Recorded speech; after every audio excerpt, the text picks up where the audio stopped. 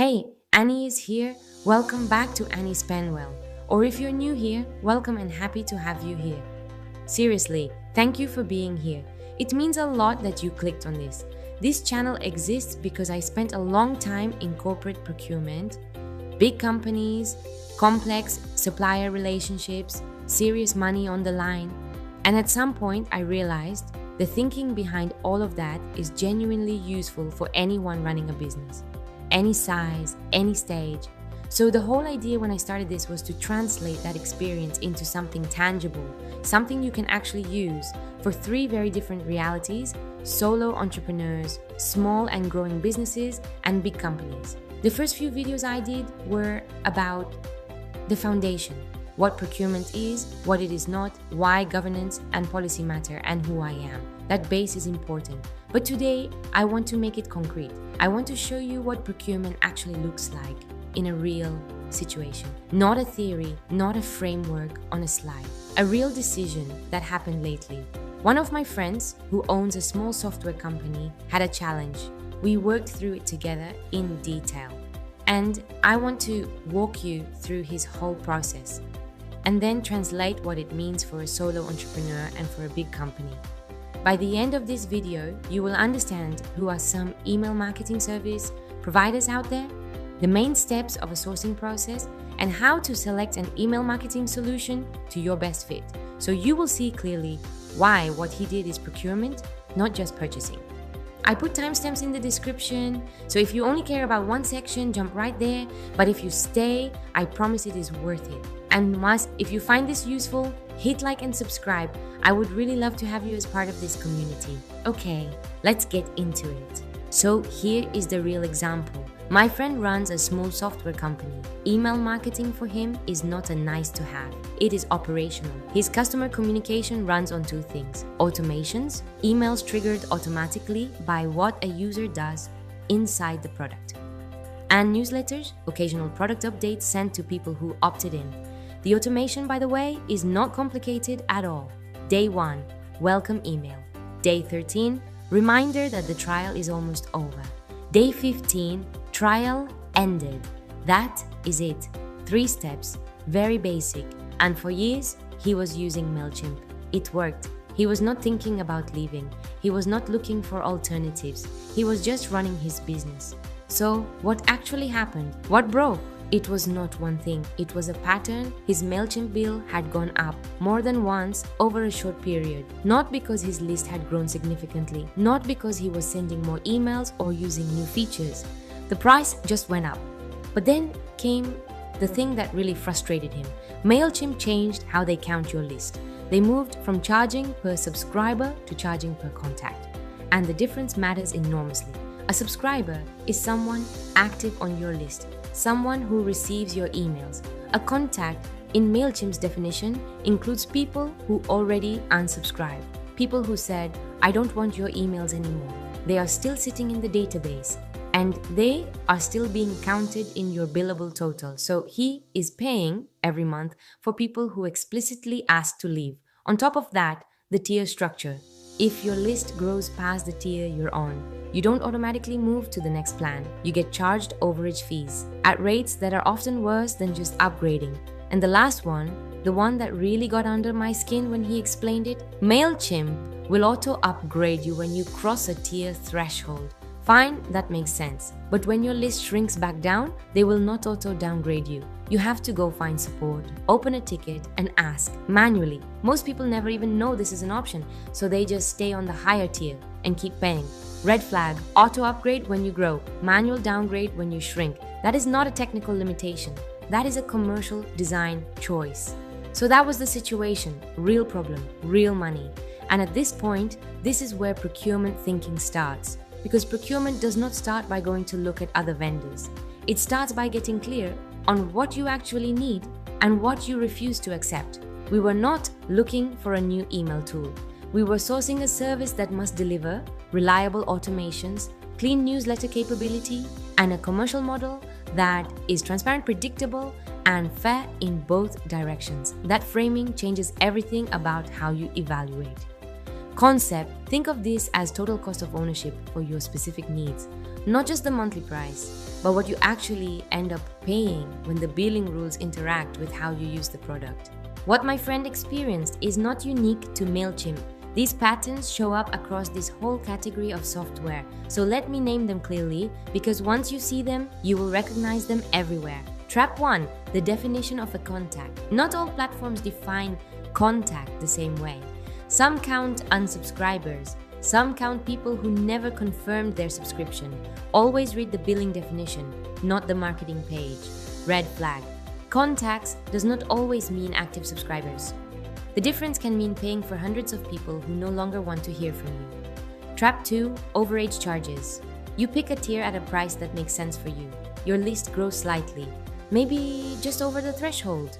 Instead of a smooth transition to the next plan, you get penalized at an overage rate, often more expensive than just upgrading would have been. Trap 3. The one-way ratchet. As I described, auto upgrade when you grow, manual downgrade when you shrink. The system works in one direction only. You have to actively manage your way down. Most people do not. Trap 4. Pricing increases without usage increases. The price goes up, not because you are using more, not because the product improved in a way that matters to you, just because. And if you are not actively monitoring your invoices and comparing them to your contract terms, you may not even notice until months later.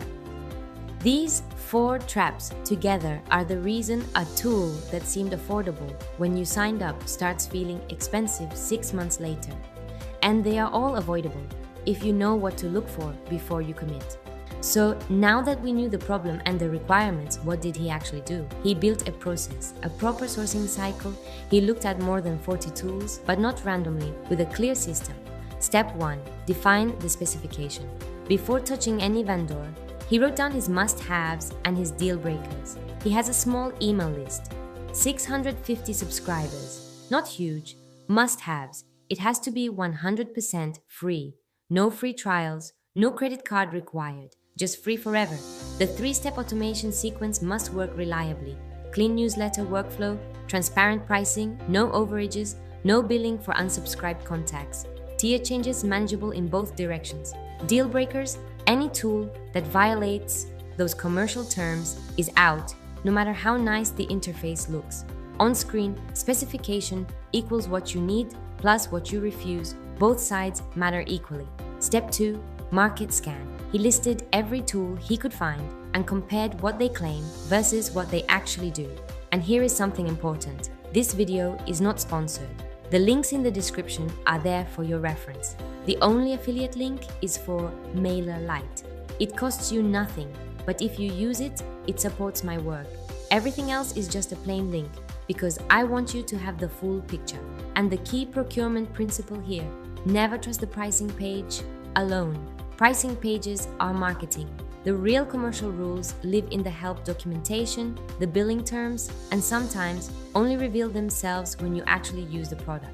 One concrete example of this: he searched for tools with a genuine free plan, not a trial, not a 30-day countdown. You know who was running paid ads at the top of those search results? Constant Contact.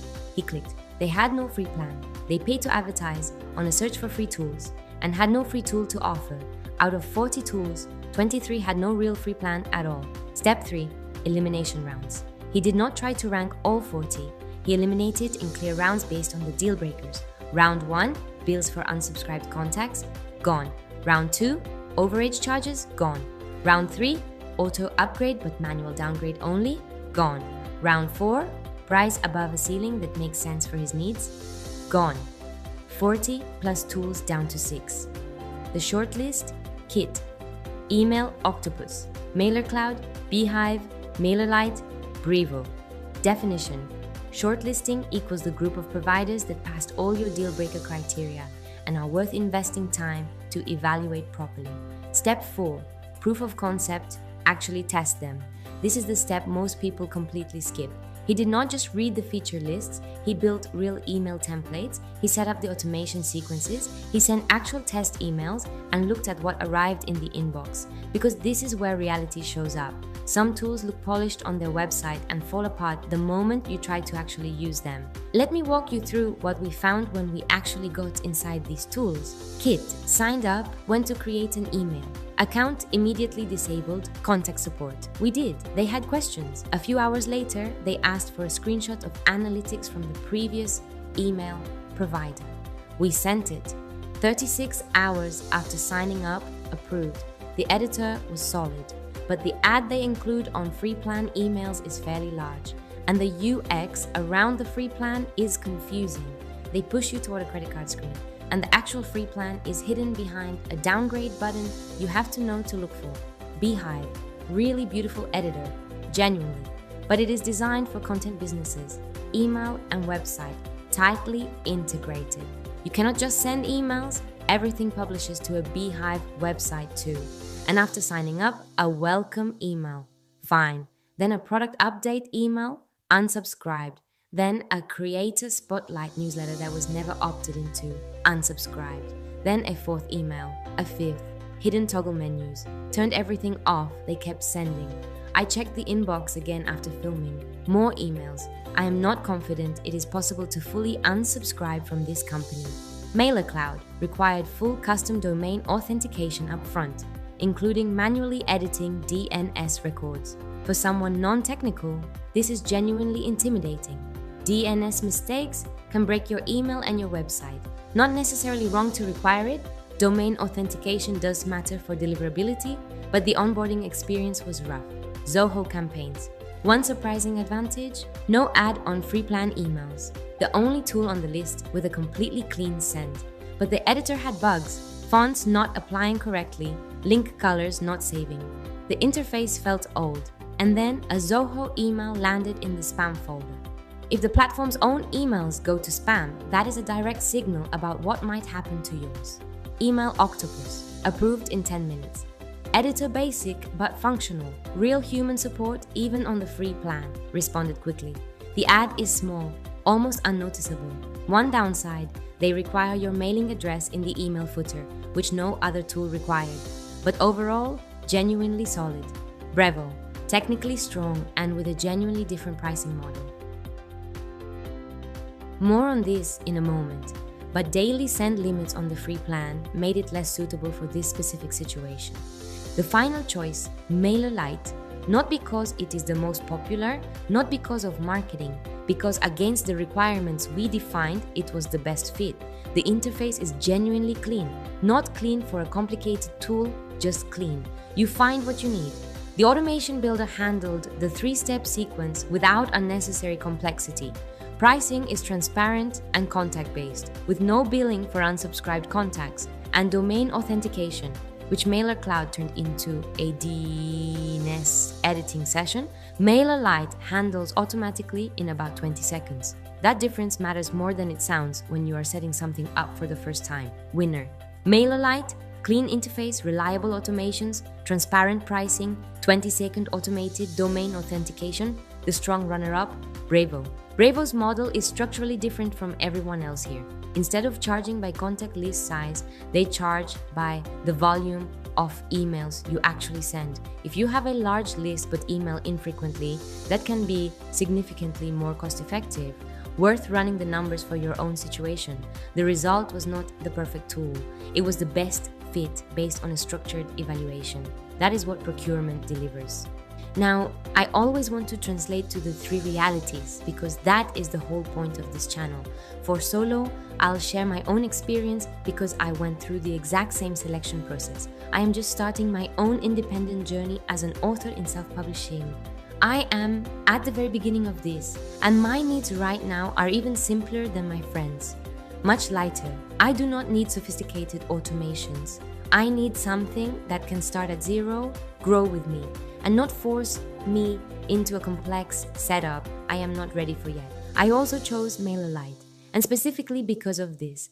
The free plan goes up to 500 subscribers. It includes landing pages and newsletters within that threshold. So, for where I am right now, it is genuinely free, genuinely functional, and it does not require me to over-engineer something that does not need to be complicated today. Note, MailerLite has updated its pricing thresholds recently, so check the current terms before you sign up. But as a starting point for someone just beginning, it fits. The key point for solo reality: choose something that starts free or very cheap, grows with you, and does not punish you for that growth with pricing traps. Do not pay for complexity you do not need yet. For big companies, the picture is different.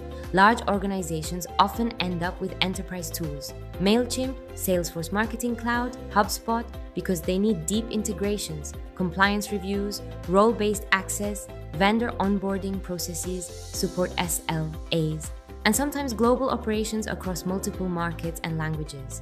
MailerLite does not cover all of that, and that is fine. It is not designed to. But the procurement principles are exactly the same.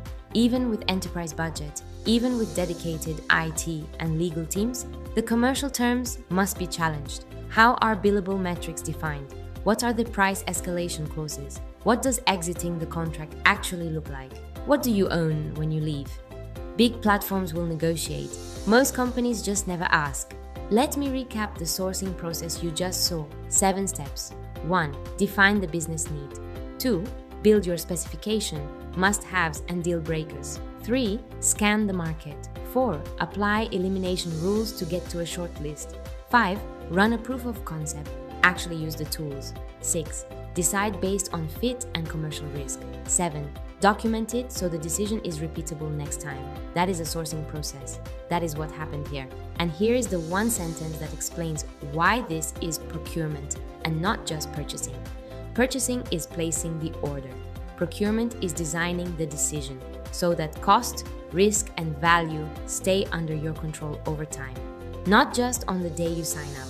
I also put together a free specification checklist that covers all 3 realities: solo, growing business, big company. You find the link in the description below. Take it, use it, make it yours. And I want to say this genuinely, thank you for watching this. Building this channel takes real time and real work, and the fact that you stayed until the end means a lot to me. If this was useful, please hit like and subscribe. Leave a comment and tell me what you want me to tackle next. HR software, accounting tools, logistics providers, anything procurement touches. I read every single comment. See you in the next one.